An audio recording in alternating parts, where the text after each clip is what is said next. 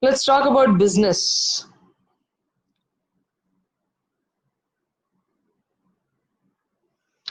Emotional strength and stamina are required to pass through the process of establishing a new company. Many people want to establish something, establish an organization. Many of you are running businesses. Many of you are doing teaching, want to promote yourself. We're all doing something or the other. And to do this, and especially to establish a new company, it requires a lot and lot of emotional strength and stamina. You must be able to handle the exasperation and the frustration that may confront you while achieving the target. Many times within me, there is so much frustration, there is so much exasperation. हम कोशिश करते हैं अपना target achieve करने के लिए, लेकिन होता नहीं है तो चिंतित हो जाते हैं, फ्रस्ट्रेट हो जाते हैं, इरिटेट हो जाते हैं. The founder of an organization is the driving force of the organization. Repeat. The founder of any organization is the actual driving force. For some people, their business is their yoga, karma yoga, and master loved businessmen. Why? Because businessmen give livelihood for so many people.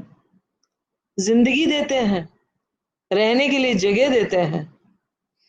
बहुत और लोग जो उनके workers हैं, उनसे जुड़े हुए हैं, उनके लिए पैसा मिलता है. The whole, if you support in your business 10 people you give salary, you are actually supporting 50 people. If you give salary for 100 people, you are supporting 500 people. Yes or no? Okay. So business is really something which is good to do, because you're going to be supporting a lot of people. And when you support people, they have a tendency to listen to you. Repeat. When you support people, they have a tendency to listen to you. They're ready to meditate. They're ready to forgive. They're ready to do something. For some people, their business is their yoga.